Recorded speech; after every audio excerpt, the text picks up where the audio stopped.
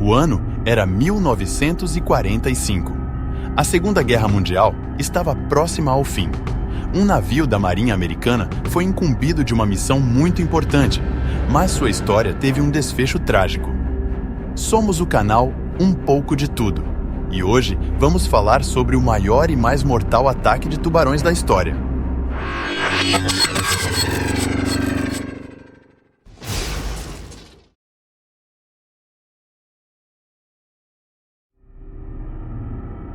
No final de julho de 1945, o navio de guerra americano USS Indianapolis deixou o porto de São Francisco, na Califórnia, para realizar uma missão ultra-secreta. O cruzador, que tinha uma tripulação de 1.197 marinheiros, transportava urânio enriquecido que foi entregue em Tinian, no arquipélago das Ilhas Marianas, no Oceano Pacífico, onde ficava a maior e mais movimentada base aérea construída na Segunda Guerra Mundial, o North Field, onde os bombardeiros americanos B-29 se baseavam. O urânio seria usado na construção da bomba atômica Little Boy, que foi lançada dias depois sobre a cidade de Hiroshima. Após a entrega, o navio de guerra seguiu para o oeste em direção a Leyte, nas Filipinas, quando foi atacado pelo submarino japonês I-58 em 30 de julho de 1945 e em apenas 12 minutos, após ser torpedeado, naufragou, causando uma terrível catástrofe. O Indianapolis não tinha sonar para detectar submarinos. O capitão, Charles McVeigh, pediu uma escolta, mas o pedido foi recusado. A Marinha dos Estados Unidos da América também não conseguiu transmitir informações de que os submarinos japoneses ainda estavam ativos na área. O Indianapolis estava sozinho no Oceano Pacífico quando afundou. Acredita-se que o capitão tenha sido displicente, o que teria ocasionado a tragédia. Durante o trajeto até Leyte, o comandante do cruzador manteve uma velocidade de 12 nós. No entanto, teve que se abster de uma manobra em zigue-zague. Em uma guerra, manter a embarcação em zigue-zague dificulta que forças inimigas bombardeiem o navio.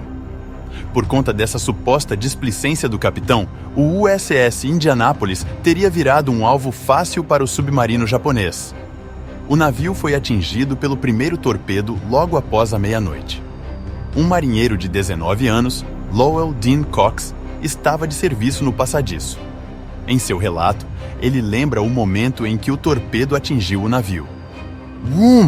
Eu fui jogado para o alto. Havia água, escombros, fogo, tudo estava chegando, e nós estávamos a 81 pés, 25 metros, da linha de água. Foi uma tremenda explosão. Então, na hora em que eu caí de joelhos, outra pancada.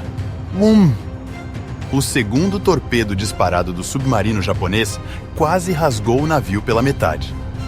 À medida que os incêndios se espalhavam abaixo, a enorme embarcação começou a se inclinar para um dos bordos. Veio a ordem de abandonar o navio. Ao se inclinar, LD, como Cox é conhecido por seus amigos, subiu ao topo e tentou pular na água. Ele esbarrou no casco e caiu no oceano. Eu me virei e olhei para trás. O navio estava afundando.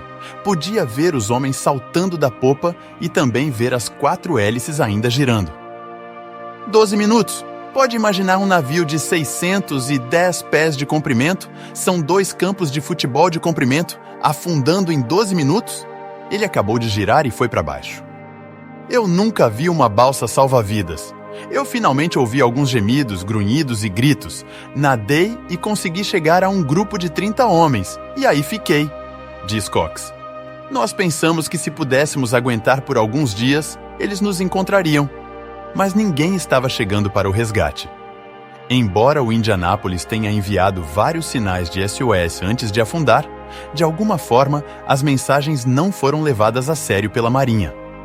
Nem se notou muito quando o navio não chegou no horário determinado. Na hora, cerca de 300 tripulantes morreram. Enquanto o navio naufragava, os sobreviventes tiveram tempo apenas de colocar coletes e saltar sobre a água gelada.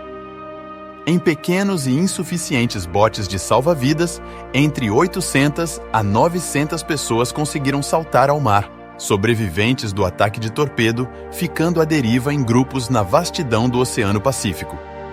Quando a embarcação foi atingida e naufragou, o óleo do compartimento interior vazou ao mar, e enquanto os marinheiros tentavam se salvar, acabaram ingerindo água salgada com óleo. No entanto, o pior estava por vir. Enquanto esperavam pelo resgate, centenas de tubarões de milhas ao redor dirigiram-se para o local atraídos pela carnificina do naufrágio. Mais de 100 tripulantes foram devorados nas primeiras horas, e dezenas ficaram feridos. Com dor, fome e frio, os homens agonizavam ao mesmo tempo que lutavam para espantar os animais marinhos e para se manterem sob a superfície. Afundamos à meia-noite. Vi um na primeira manhã depois da luz do dia. Eles eram grandes. Alguns deles eu juro que tinham 4,5 metros de comprimento, lembra Cox. Eles estavam continuamente lá, principalmente se alimentando dos cadáveres. Graças a Deus, havia muitas pessoas mortas flutuando na área. Mas logo, eles vieram atrás dos vivos também. Estávamos perdendo 3 ou 4 homens cada noite e dia, diz Cox. Estávamos constantemente com medo porque os víamos o tempo todo. A cada poucos minutos, víamos as suas barbatanas. 1 a 2 dúzias de barbatanas na água. Eles apareciam e empurravam os homens. Eu fui empurrado algumas vezes. Você nunca sabia quando eles iriam atacá-lo. Alguns dos homens batiam na água, chutavam e gritavam quando os tubarões atacavam. A maioria decidiu que se juntar em um grupo era sua melhor defesa. Mas com cada ataque, as manchas de sangue na água, os gritos, os salpicos, mais tubarões vinham. Nessa água limpa, você podia ver os tubarões circularem. Então, de vez em quando, como um raio, algum deles vinha direto e pegava um marinheiro e o levava para baixo. Um deles veio e levou o marinheiro ao meu lado. Era apenas alguém berrando, gritando ou sendo mordido. Os tubarões, porém, não eram o principal assassino. Sob o sol abrasador, dia após dia, sem qualquer alimento ou água por dias, homens estavam morrendo de exposição ou desidratação. Com seus coletes salva-vidas inundados, muitos ficaram exaustos e acabaram afogados. Você mal consegue manter seu rosto fora da água. O salva-vidas tinha bolhas nos meus ombros, bolhas acima das bolhas. Era tão quente que orávamos por escurecer. E quando escurecia, orávamos pela luz do dia, porque ficava tão frio que nossos dentes rangiam. Lutando para ficar vivos, desesperados por água doce, aterrorizados pelos tubarões, alguns sobreviventes começaram a se tornar delirantes. Muitos começaram a alucinar, imaginando ilhas secretas ao longo do horizonte, ou que estavam em contato com submarinos amigos que estavam vindo para resgate. Cox lembra um marinheiro acreditando que o Indianápolis não tinha afundado, mas estava flutuando dentro do alcance logo abaixo da superfície. A água potável era mantida no segundo convés do nosso navio, explica. Um amigo meu estava alucinando e ele decidiu que ele iria até o segundo andar para tomar um copo de água. De repente, seu salva-vidas estava flutuando, mas ele não estava mais lá. E então, ele apareceu dizendo quão boa e legal era aquela água, e que devíamos dar uma bebida. Ele estava bebendo água salgada, é claro. Ele morreu pouco depois. E à medida que todos os dias e noite passavam, mais homens morreram. Exaustos e sem esperanças, muitos homens deixaram ser abocanhados pelos tenebrosos tubarões. Até que, por acaso, 4 dias depois do naufrágio, o tenente Wilbur Swin, em avião da Marinha durante um voo de rotina, avistou um pequeno grupo de homens à deriva e imediatamente acionou a equipe de resgate. Inicialmente, eles pensavam que os aviões não os tinham visto. Então, logo antes do pôr do sol, um grande hidroavião apareceu de repente, mudou de direção e voou sobre o grupo. O cara na escotilha do avião ficou ali acenando para nós. Foi quando as lágrimas vieram e seus cabelos se arrepiaram, e você sabia que estava salvo, sabia que tinha sido encontrado, pelo menos. Esse foi o momento mais feliz da minha vida. Os navios da Marinha seguiram para o local e começaram a procurar os grupos de marinheiros espalhados pelo oceano. Durante todo o tempo, Cox simplesmente esperou, assustado, em estado de choque, entrando e saindo de consciência. Escureceu e uma forte luz do céu, de uma nuvem, desceu, e pensei que fossem os anjos que chegavam. mas era o navio de resgate que estava iluminando o céu para dar esperança a todos os marinheiros e para que soubessem que alguém estava procurando por eles. Em algum momento durante a noite, eu lembro que braços fortes estavam me puxando para um pequeno barco. Só saber que eu estava salvo era o melhor sentimento que podia ter. Dos 1.197 marinheiros que embarcaram no USS Indianápolis, apenas 317 conseguiram ser resgatados com vida. Este fatídico episódio ficou conhecido como o pior e maior ataque de tubarões já registrado na história.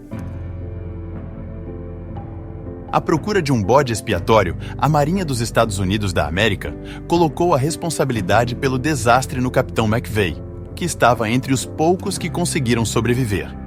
Durante anos, ele recebeu correspondências de ódio e em 1968 ele tirou sua própria vida.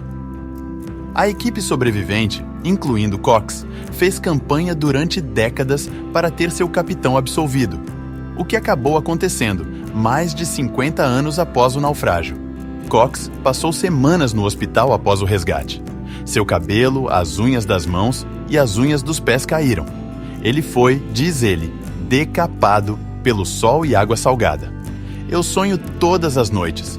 Posso não estar na água, mas estou tentando freneticamente encontrar meus amigos. Isso faz parte do legado. Tenho ansiedade todos os dias, especialmente à noite, mas estou vivendo com isso, dormindo com isso e vivendo.